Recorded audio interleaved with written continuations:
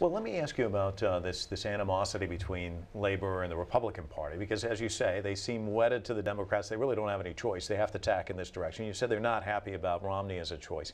So can you talk historically for our international audience why there is this rift between Labor and the Republican Party? It's a good question, and it's not always been the case. What's happened is a few things have happened. One is that the Republican Party has increasingly moved to the hard right.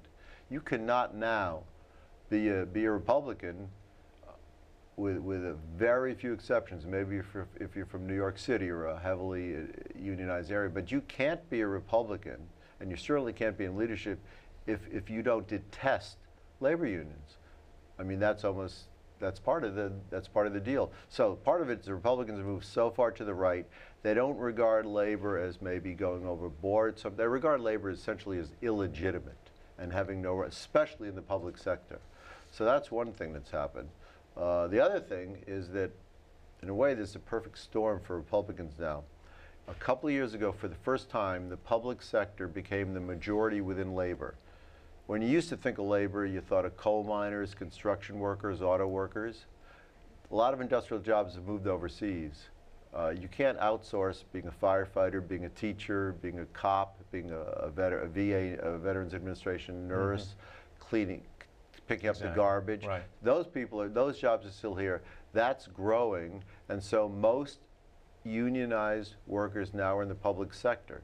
So when Republicans attack the public sector now, they're getting a threefer. They're getting at government, they're getting at taxes, and they're getting at labor. Well, let me ask you about the political engagement here in the United States on the part of labor. How does that square with other countries? Because you just brought up Germany.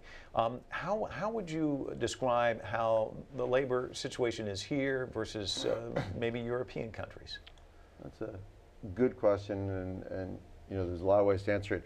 In a lot of European countries, take Spain, take France, take Italy, I guess more the southern tier, labor's in some senses even weaker than here. It's certainly more divided. In other words, in France, you have a communist union, a socialist union, a sort of social democratic union, a Christian union, a right-wing union, and the overall membership is maybe 20%. So the leading, you know, in the United States, you've historically had one, since the mid-50s, you had one confederation of labor, the AFL-CIO. 4 or 5 years ago, that's 5 unions left and formed Change to Win. So now you have 2 competing unions. The AFL-CIO is still by far the biggest. In France, as I just said, you have 6, 7, 8 confederations. So the leading confederation may have 3% of the workforce. And more than that, they're totally ideological. As I said, you got the communist union that's linked with the Communist Party, et cetera. Here, it's a little more like Germany here. It's centrist. You have a large confederation. So, and it's not particularly notwithstanding what Republicans say, labor here has never been ideological. Labor here has been about money. Labor here has been about expanding the American dream, getting people sharing the pie, the economic pie, getting more people at the table, bringing people into the middle class. Okay, I've got 2 more quick questions, and hopefully you have quick responses for me. Sure. Yeah, okay, we keep hearing about the 1%. How come their message isn't resonating? Because that seems to be, there's so much anger in this country because the wealth's all up here, and you're saying sharing the pie. That doesn't seem to be a message that's getting out. Well, I wrote a column recently when the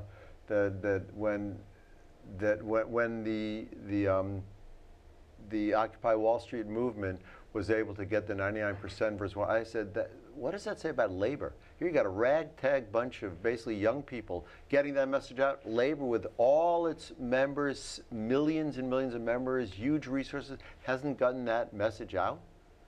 And that, to me, that's a kind of basic thing they need to be talking about instead of piggybacking on the back of a bunch of protesters. Is labor better off today than they were in 2008? Yes, Rich Trump is a dynamic leader. He as you start out, he talks about more independence. He came up through the coal mines. He's media savvy. He's charismatic.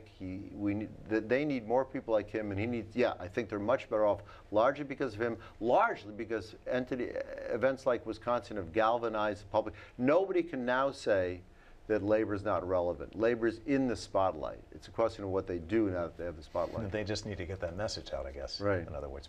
Thank you so much for coming on the Heat. Oh, pleasure. Appreciate it.